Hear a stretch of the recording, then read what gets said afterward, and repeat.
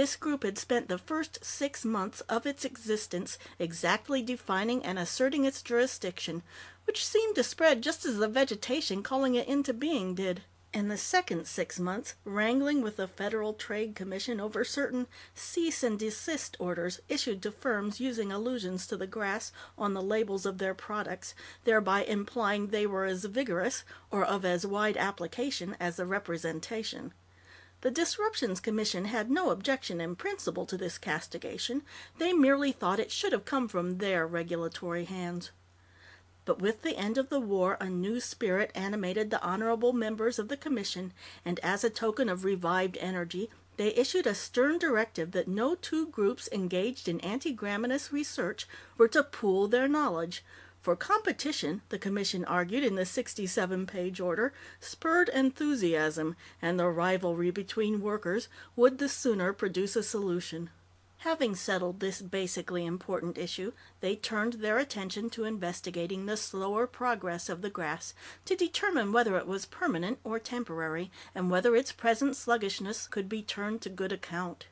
As a sort of side project, perhaps to show the wideness of their scope, they undertook as well to study the reasons for the failure of the wartime inoculation of the steppes, as contrasted with the original too successful California one.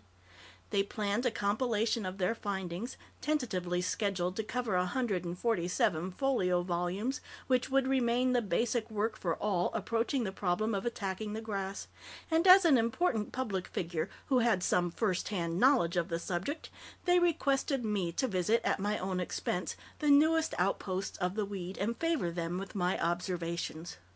I was not averse to the suggestion, for the authority of the Commission would admit me to areas closed to ordinary citizens, and I was toying with the idea it might be possible in some way to use the devil grass as an ingredient in our food products.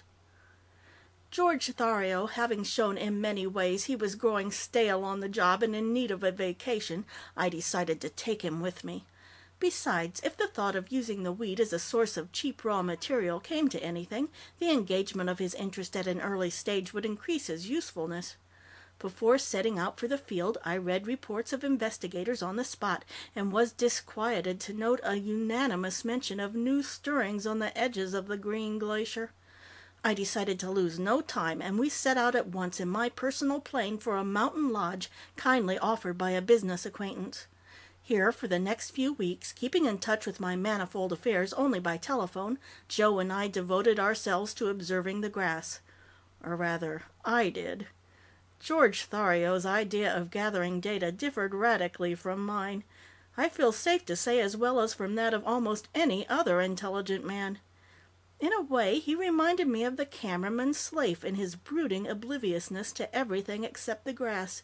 But Slafe had been doing a job for which he was being paid, whereas Joe was only yielding to his own mood.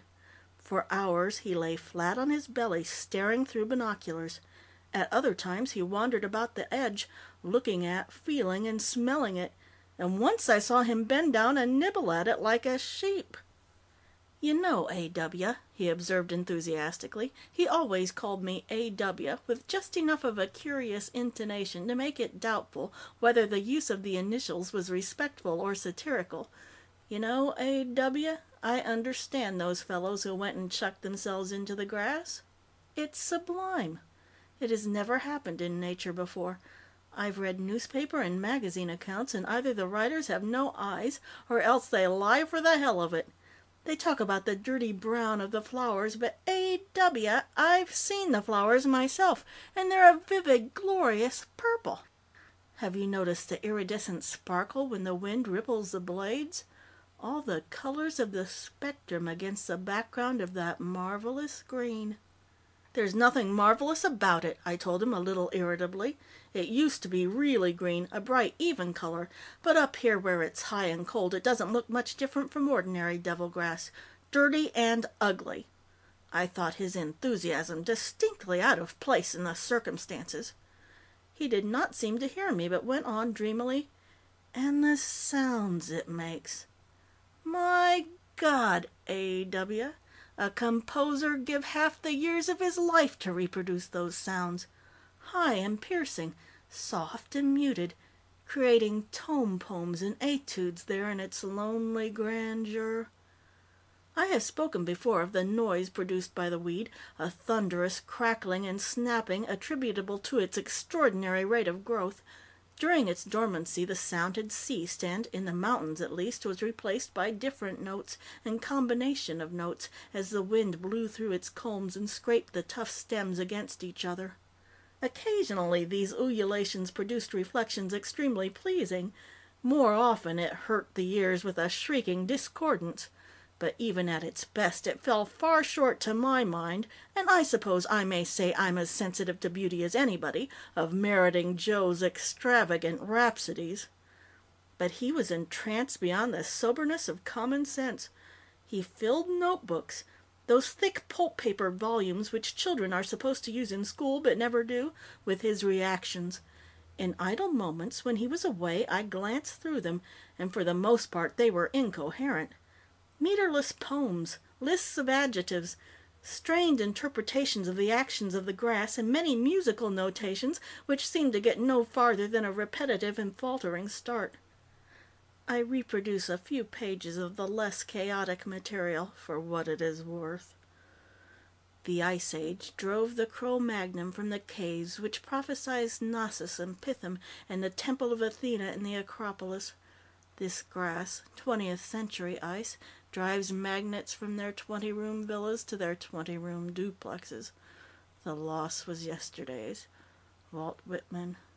For it is the animals, cows and pigs, horses, goats, sheep, and rabbits abandoned by the husbandman, startled, puzzled, the clock with the broken mainspring running backward, the small game, deer, antlered, striped, and spotted, wild sheep, ovis poli, Teddy Roosevelt shot and Audubon printed, mountain goats leaping in terror to hazardous safety on Babel's top, upward to the pinpoint where no angels dance. But not alone. Meat and meat-eater, food and feeder, predator and prey, foxes, lynx, coyotes, wolves, wildcats, mountain lions, the passenger pigeons gone, the dung they pecked from herds thick as man born, and man yet to be born, lies no more on the plains. Night and day we traveled, but the birds overhead gave cover from the sun, and the buffalo before us stretched from the river to the hills. Driven by the ice, not ice, but living green, up and up. Pause here upon this little shelf to nibble bark, to mate and bear, to snarl and claw and rend and suck hot blood from the moving jugular vein, and then move again upward with docile hoof, or else retreat with lashing tail and snarling fang. Biter and bitten, transfused with fear, the timberline behind, the snow alone welcoming. Ironically, the glacier meets another glacier, and only glacier gives refuge to glaciers haunted. Here little islands on the peaks. Vegetation sea as death creeping upward to end at the beginning. The carnivores, whipped-tailed, seek the top ambition's pinnacle, surveying nothing. Tomorrow is for man. The lower mind is reasonable and ponders food and dung and lust. So obstinate the pad-claw prowls higher till nothing's left but pedestal, and would then wing, but being not yet man can only turn again.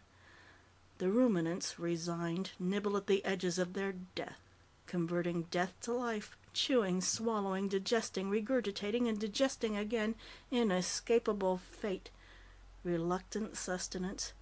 Empty-bellied, the pointed teeth descend again to take their food at second hand, to go back sated, brown blood upon the snow and bits of hide and hair, gnawed at bones, while fellows, forgetting fear, remaining stoic, eat, stamp, and stamp without impatience, and eat again of that which has condemned them. Learned doctor, your adding machine gives you the answer. So many carnivores, so many herbivores. The parallel dashes introduce extinction. Confusedly, the savor of Abel's sacrifice was sweet to his nostrils, not Cain's fruits. So is the mind confounded. Turning and devouring each other over prostrate antlers, the snarlers die, their furry hides bloat and then collapse on rigid bones to make a place for curious sniffings and quick retreat in trampled snow. There is no victory without harshness, no hope in triumph. The placid ruminants live. The conquerors have conquered nothing. the grass comes to the edge of the snow